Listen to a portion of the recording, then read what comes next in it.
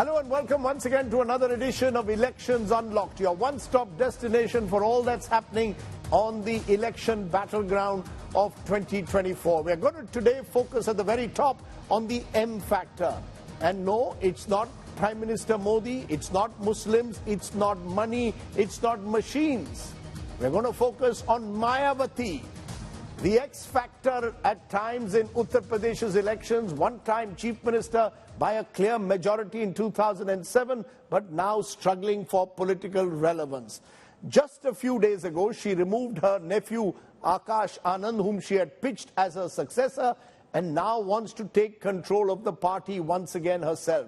The Bahujan Samaj Party was once seen as a key player in Uttar Pradesh's politics. In 2019, Mayawati even tied up with her Bhatija, Samajwadi Party leader Akhilesh Yadav. But since then, much water has flown under the Gomti. Bua, Bhatija have split up again. Akhilesh has gone with the Congress.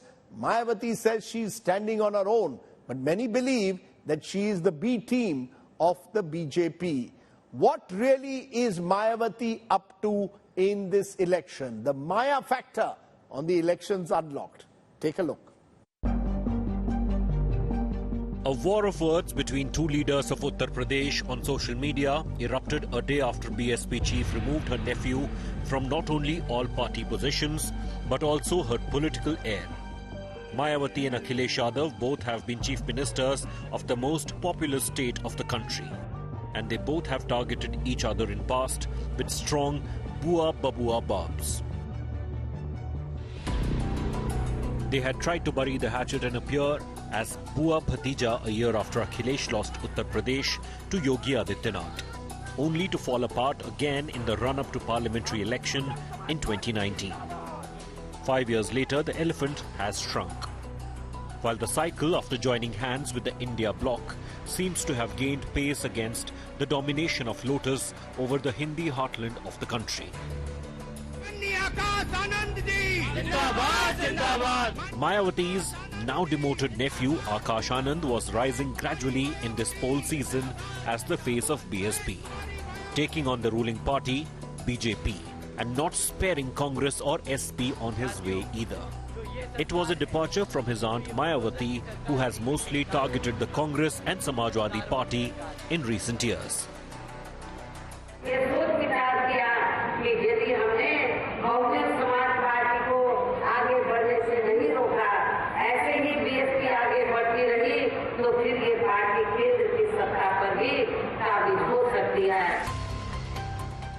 Mayawati's action against him came 9 days after his most scathing attack on BJP in an election rally. जहां बच्चे भूखे रहें, जहां बहन बेटियों पे अत्याचार हो, जहां युवा बेरोजगार हो, जहां जनता फ्री राशन के नाम पे गुलाम बना दी जाए, ऐसी सरकार आतंकवादियों की सरकार होती है। ऐसी सरकार तालिबान अफगानिस्तान में चलाता है। साथियों, इन सरकारों ने भाजपा की सरकार बुलडोजर की सरकार नहीं, यह आतंकवादियों की सरकार है। अपनी आवाम को गुलाम बनाकर रखा है। ऐसी सरकार का समय आ गया है अब खत्म होने का, और यहां पर बहुजन समाज पार्टी की सरकार बनाकर बहन जी को प्रधानमंत्री बनाकर यहां पे उत्तर प्रदेश में बहुजन समाज पार्टी का राज कायम करने का। A decade ago, Mayawati was a contender for prime ministerial post while Akhilesh Yadav ruled as the chief minister of Uttar Pradesh. Political equations started to change for Mayawati since 2014 Lok Sabha elections, when BSP failed to win a single seat. Her vote share in the 2017 assembly election started to show a decline, with 22% that tanked to nearly 13% in 2022. In the season of the last round of assembly elections held at the end of 2023, performance of Mayawati's Bahujan Samaj Party dropped in all 4 states, where the party fielded candidates and contested either in alliance with the local parties or alone. The only saving grace for the party was the 2 seats that it won in Rajasthan. Even that was a drop in terms of both the seats won and percentage of votes polled from the 2018 assembly elections. On top of that, BSP failed to open an account in MP, Telangana and Chhattisgarh. This poll season She has not joined the BJP-led NDA, but her campaign speeches targeting opposition while being silent about the ruling party drew criticism from her arch rival. संविधान बचाने के लिए, लोकतंत्र बचाने के लिए कोई भी अपना वोट खराब न करें। भारतीय जनता पार्टी से सीधा मुकाबला समाजवादी लोग कर रहे हैं। मैं तमाम बहुजन समाज के लोगों से और तमाम वो लोग जो बाबा साहब के रास्ते पे चलते हैं उन सब से मैं अपील करता हूं कि अपना वोट ना खराब करें। इस चुनाव में लोकतंत्र को बचाने के लिए, बाबा साहब भीमराव अम्बेडकर जी का संविधान बचाने के लिए, आरक्षण बचाने के लिए, शिक्षा को बचाने के लिए समाजवादियों की मदद करें। Many believed Akash Anand was helping Mayawati to remain in the political race. BSP Supremo's recent actions against her nephew has allowed others like SP to distance themselves further from her while poaching her vote base. Bureau Report, India Today. So what is the Mayawati factor in the 2024 election? Joining us now are two eminent senior journalists from Uttar Pradesh. Sharad Pradhan joins me, Shantanu Gupta joins me, and both of them have written extensively on that state. First to you, Sharad, what is Mayawati up to? General belief is that she could be playing the BJP's game. Others are saying this is her opportunity to restore some political relevance. Which way is Mayawati heading?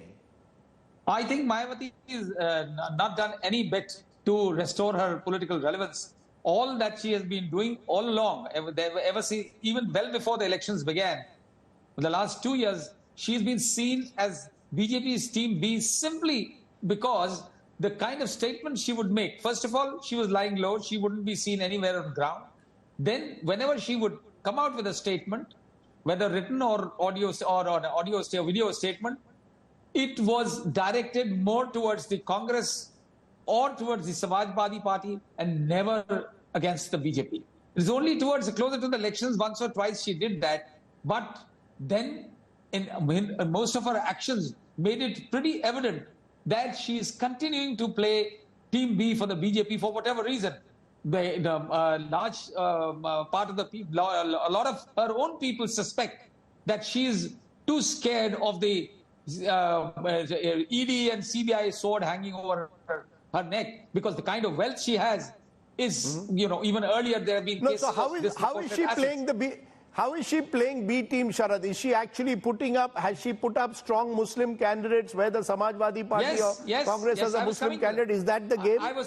I was coming to that, because that is precisely what she has done in most of the places, barring a few. Wherever the Samajwadi Party has a good Muslim candidate, or the Congress has a good Muslim candidate, Mayawati has put up a Muslim, and it is widely believed, even among her own, by her own cadres, that her target is to dig into the opposition vote rather than harm the BJP.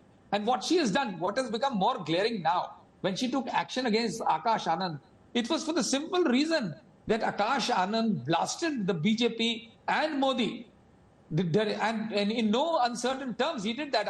I would admire him for that. I never thought that this young fellow would have so much courage to come out with the kind, because he called BJP, he said that UP's Sarkar is not just a bulldozer Sarkar, ye Sarkar Atankvadiyon ki hai, he said, because the kind of oppression. Can I just take that now to Shantanu Gupta, as you're saying that Sharad Pradhan there is saying that he believes that Mayawati has been playing the role of a B team for the BJP in the last couple of years. Shantanu, do you believe that there is some tacit understanding between Mayawati and the BJP in Uttar Pradesh this time? I think, Rajdeep, I think absolutely not. As you rightly said, Mayawati being the Chief Minister of Uttar Pradesh for the 4 times, and 2007 she was quite a force when she became the Chief Minister for the full term with 30% vote. And since then she's diminishing, and BJP was not in the scene then, right? By the time 2014 comes, she becomes a 19%, 20% party. And 2022 election, she becomes a 9% party. And why it's happening, I think, to my understanding, the reason is her social engine is not working anymore, because she started with Tilak Talaju or Talwar Inko Madhav Jute Char, which is a very Dalit-centric role. And then she started social engineering with a lot of Brahmins in the face and Hati Nahi Ganesh hai, Brahma Vishnu Mahesh hai. Unfortunately, in 2013, her close-eyed Shashank Shekhar died. And then a lot of leaders left, like from Sonlal Patel, Om Prakash Rajbar. We keep hearing these names. They're with BJP or some other rung. Thakur Javeer Singh, who's fighting against Dimple Yadav. SP Singh Baghel, who was in Modi government, Brajesh Patak, who was a deputy chief minister. They were all like Swami Prasad Maurya. So there was no second rung of leader. Or you have been a big, large family, right? So I think that's a recipe for any family, single-led person party, that you should have a large party, a large family, like Mulayam Singh Yadav. You have a Ram Gopal Yadav or a Shivpal Yadav or Akhilesh Yadav, Dimple Yadav, Akshay Yadav. If you're not around, if, let's say, Akshay Anand is not working out, you have like 5 other people. So I think she's a spent force, that's all. You're saying she's a spent force. You go along with that, Sharad Pradhan. When I look at the numbers, and we are showing the numbers, look at her vote percentage. It's steadily gone down. There was a time when Mayawati was guaranteed at least a 20% vote share. Exactly. She's now actually last time down to single digits. That suggests, as Shantanu was saying, maybe she's no longer able to even attract beyond her core Jata vote anyone else at all. No, that is for this very reason, that she has been playing BJP, the team B of BJP, by making statements which made it very obvious. And even in this case, now this is a glaring incident where she chucks out this fellow, her nephew, whom she had anointed as her heir apparent, as her successor, simply because he blasted the BJP and Narendra Modi. And Mayawati cannot take that. She must have been reprimanded by people by whom she is guided. And her own party people who have been with her, they deserted her for this very reason, because they could see this happening. And even, let me tell you, in 2019, when she purported, I'm saying using the word purported, to have been in alliance with Akhilesh Yadav, that was a sham. It was an eyewash. And Akhilesh played into the game. She only wanted to teach Akhilesh a lesson for what her father had done to her in that infamous guest house incident in 1995.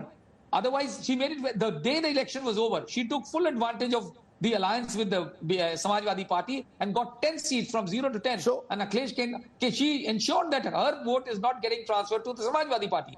But after Shantanu, should we write off Mayawati in this election, that she's just not a factor, that has UP to that extent become bipolar, BJP on one side and the Congress SP on the other? I think, let me reply to Sharad ji. When he says she seems like the B team of BJP, what happened in 2014? So BJP was not even a force, and she already became an 18-19% vote share party from a 30% party, right? So I think this is, on a hindsight, you can create a lot of theories, conspiracy theories, works on TV, so that's fine. I think, I lived in UP, still live in UP, still there is, because what work she's done, right? It still has reminiscence. So still there is a core vote bank, as you said, the Jata vote bank. So she still is a 8-9% vote share party. And see, Muslims are a very smart political community. They know their voting is not for anyone. Their voting is whoever is able to beat BJP. And if they're seeing that Samajwadi Party is the bigger force, they will vote for. So they don't vote for BSP or SP. They vote for anybody who's beating BJP. So she putting a Muslim candidate, like, hardly will cut maybe 10 to 20,000 votes, which is hardly a margin in a Lok Sabha vote. Okay, well, so therefore the overall impression seems to be... Yes, 30 seconds, 30 seconds, Sharad. Just want to add that what Shantanu is saying coincides with the view of the BJP, because this is what they do in her to defend her indirectly. Because the idea is they are both hand in glove. It's very, very evident, and everybody knows that. Anybody who doesn't understand that, I would call him politically very naive. Okay, let's leave it there. Two sharp views. One believes that Mayawati is hand in glove with the BJP. The other believes she's simply a spent force and therefore doesn't really matter.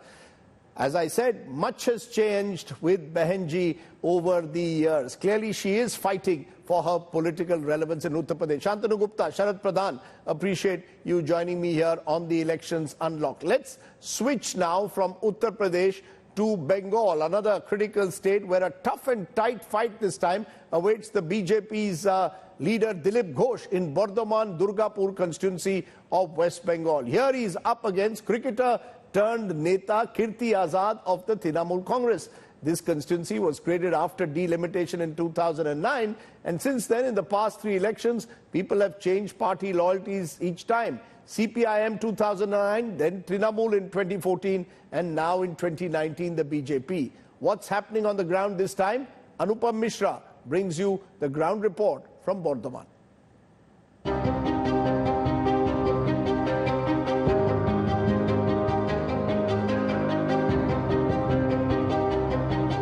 Bardhaman is known as the rice bowl of West Bengal, and Durgapur is its industrial township that has become a satellite city of Kolkata over the years.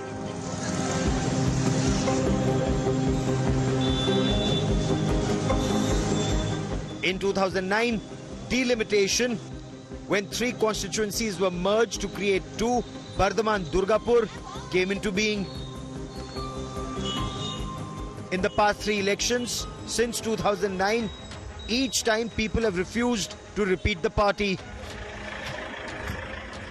This time, it's tougher for the incumbent BJP as it has changed its candidate from the sitting MP SS Ahluwalia to the state party president Dilip Ghosh. But Ghosh is confident the BJP will retain the seat and buck the trend. जीता हुआ seat है, अभी यहाँ margin बढ़ाना है और कुछ नहीं है, इसलिए हम लगे हुए हैं। देखिए बीजेपी जीता हुआ बीजेपी जीतेगी, क्योंकि सीपीएम कांग्रेस की वोट पहले ही हमारे साथ जुड़ गया है 22-23%। अब टीएमसी के जो वोट है, संख्यालघु वोट भी टूटेगी और जो बाकी हिंदू वोट है उसमें भी बहुत लोग अलग हो जाएंगे। इन्होंने राम मंदिर को विरोध किया, जुलूस निकाला उस दिन मंदिर जिस दिन स्थापना हो रही थी। Trinamool Congress leader Kirti Azad is contesting against him as the challenger. The cricketer turned political leader is trying to pick up Bengali to connect with his voters. Medinipur से पैकिंग करके उनको यहाँ क्यों भेजा? वो तो सिटिंग एमपी थे वहाँ, तो यहाँ बाहरी नहीं है। देखिए लोग समझ गए हैं पिछले 10 सालों में कि नरेंद्र मोदी जी ने केवल गच्चा दिया है लोगों को। अभी 400 सीट पर आप लड़ नहीं रहे और 400 पार की बात कर रहे हो। अब तो लोग सीधे हैं, बेवकूफ नहीं है देश के। Voters in Bardhaman Durgapur are watching both candidates keenly to make up their mind for the May 13 polling.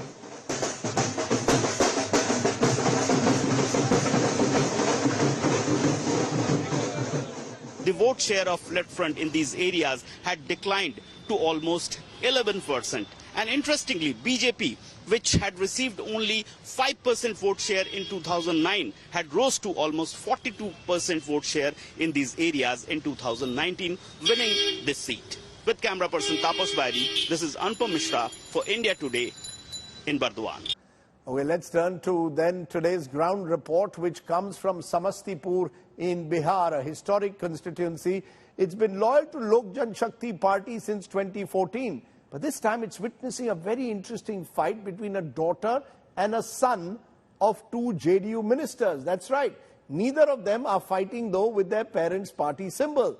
While Shambhavi Chaudhary, daughter of Ashok Chaudhary, is an Lok Janshakti Party candidate, Sunny Hazari, son of Maheshwar Hazari, is the Congress candidate. Take a look at family wars with a twist in Bihar's Samastipur. Nearly 8 kilometers from Patna, Samastipur Lok Sabha constituency is a reserved seat dominated by Kushwaha and Yadav castes. This election season, Samastipur is in the spotlight for the fight between the daughter and son of the 2 JDU leaders, both considered close to Bihar Chief Minister Nitish Kumar. But neither are representing the father's party. Bihar Cabinet Minister Ashok Chaudhary's daughter, 25-year-old Delhi School of Economics graduate Shambhavi Chaudhary, is a young NDA candidate from Samastipur. She replaces now rebel cousin of Chirag Paswan, Prince Raj, the sitting MP, with an LJP ticket. मेरा vision आर्थिक विकास है, युवाओं का विकास है, महिलाओं का विकास है, किसानों के लिए हमें काम करना है, मजदूरों के लिए काम करना है और जो समाज के वर्ग के वैसे लोग हैं जो बहुत सालों मतलब इतिहास के समय से अपने अधिकारों से मुख्यधारा में नहीं जुड़ पाए, अधिकारों से वंचित रहे, उनके लिए हमें काम करना है. India Bloc has nominated 33-year-old NIT Patna graduate Sunny Hazari with a ticket from Congress. He's the son of Bihar's Information Minister Maheshwar Hazari. सभी मतदाताओं मालिकों से मैं प्रार्थना करता हूं कि आप लोग का स्थानीय उम्मीदवार हूं, आप लोग का बेटा हूं, आप लोग मुझे अपना आशीर्वाद, स्नेह, प्यार दे के मुझे यहां से विजय बनाइए. मैं विश्वास दिलाता हूं जो भी यहां का विकास मुद्दा होगा, शिक्षा से जुड़ा हुआ हो, स्वास्थ्य जुड़ा हुआ हो, रोड पुल पुलिया सब में मैं उतर चढ़ के भागीदारी लूंगा. Sunny initially lobbied for the LJP ticket and was considered close to party chief Chirag Paswan. But in the poll season, when he was denied a ticket from the party, Sunny joined Congress. While Shambhavi enjoys support from Bihar Chief Minister Nitish Kumar to LJP star campaigner Chirag Paswan, Sunny is working hard on his own to woo the voters in favour of the hand in a seat traditionally dominated by NDA. Bureau Report, India Today. Okay, that's all that we could pack in this edition of Elections Unlocked. News and updates continue on the other side. Keep watching India Today.